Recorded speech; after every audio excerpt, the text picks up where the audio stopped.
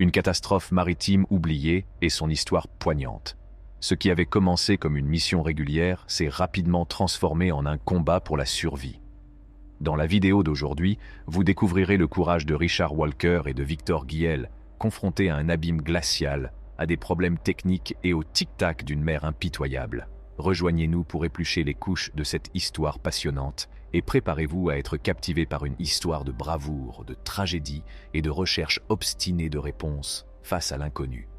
L'accident de plongée de Wildrake s'est produit en Écosse en août 1979 et a tragiquement tué 2 plongeurs américains.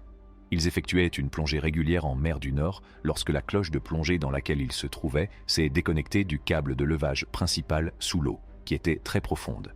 Voyons l'accident en détail. En mars 1977, un système appelé SALM, Single Anchor Leg Mooring, a été mis en place dans le champ pétrolifère de Thistle. Ce système permettait de charger le pétrole sur de gros navires. Il était composé d'une bouée flottante reliée à une base sous-marine. Mais en janvier 1979, la bouée s'est partiellement déconnectée. On a essayé de la réparer en la faisant sauter à l'aide d'explosifs et en l'envoyant en réparation, mais cela l'a endommagée davantage. Les plongeurs ont donc dû emmener la partie immergée en Norvège pour la faire réparer. Au début de l'année 1978, un certain Brian Masterson a créé une société appelée Infabco Diving Services Limited. Cette société effectuait des travaux de plongée sous-marine. La société Bennock lui confie la tâche d'intervenir près de la plateforme Thistle Alpha. Il s'avère que l'un des responsables de Bennock a aidé Masterson à consulter les offres des autres entreprises pour ce travail. Plus tard, on a pensé que Masterson avait peut-être versé de l'argent pour obtenir CS contrats. Le 18 juin 1979, Infabco a été engagé pour remonter le SALM dans le champ de Thistle. Il y a maintenant un navire appelé le MS Wildrake. Il était conçu pour la plongée et appartenait à une société norvégienne. Il était équipé d'un système de plongée spécial.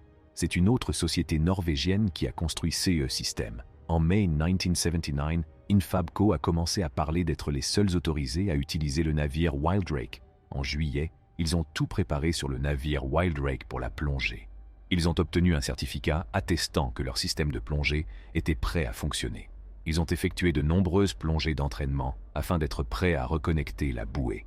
Pendant ce temps, ils ont apporté quelques modifications au système de plongée. Ils ont remplacé une pièce qui retenait le câble de plongée, enlevé un poids et attaché certains objets pour les empêcher de tomber.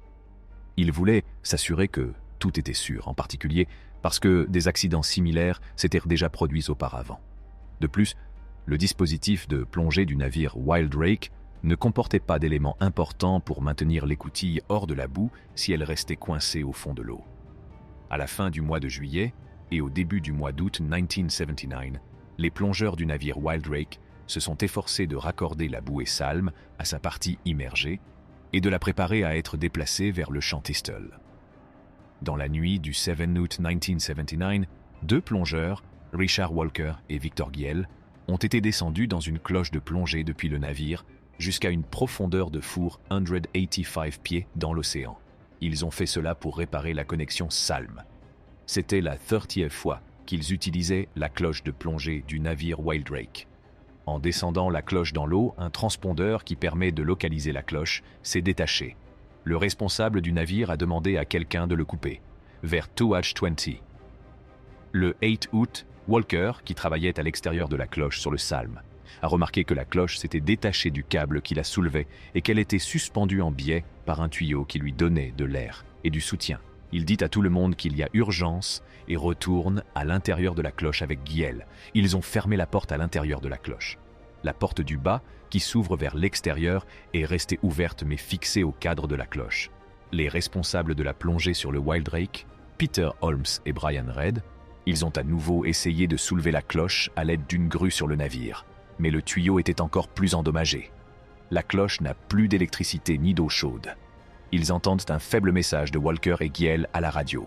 L'équipage du Wildrake descend la cloche au fond de la mer à une profondeur de 522 pieds. Le navire Stena Welder est venu aider le Wildrake en cas de problème. Mais le matériel de plongée du Stena Welder était en cours de réparation, et il fallait donc le préparer rapidement pour la plongée. Au lieu d'utiliser la grue du Stena Welder pour soulever la cloche de plongée, les responsables ont décidé d'utiliser la grue du Wildrake. Pour faire, les plongeurs de Stena Welder ont dû attacher un câble spécial à la cloche. Ensuite, ils utilisent la grue du Wildrake pour soulever la cloche avec le fil attaché.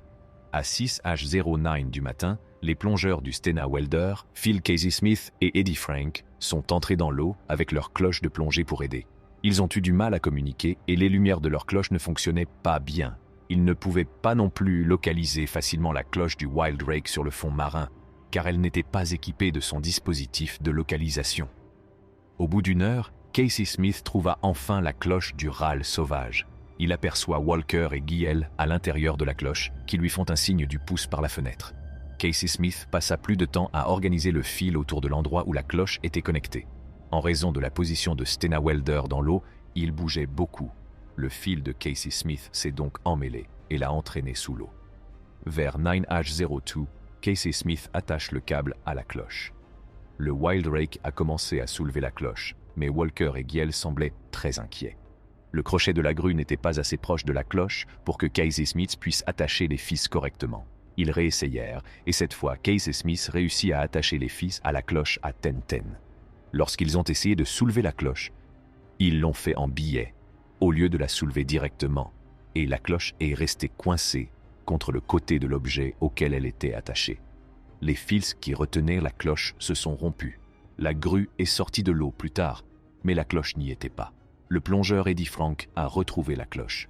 Il a vu que Walker ou Giel avaient essayé de couper les cordes des poids pour faire flotter la cloche, mais un seul poids a été coupé.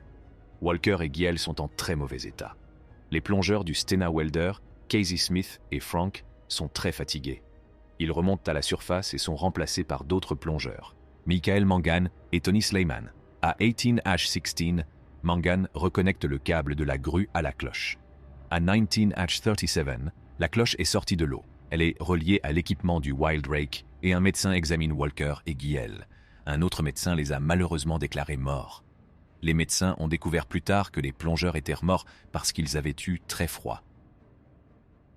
Le 9 août 1979, des inspecteurs du gouvernement et des policiers se sont rendus sur le navire Wildrake pour déterminer les causes de l'accident.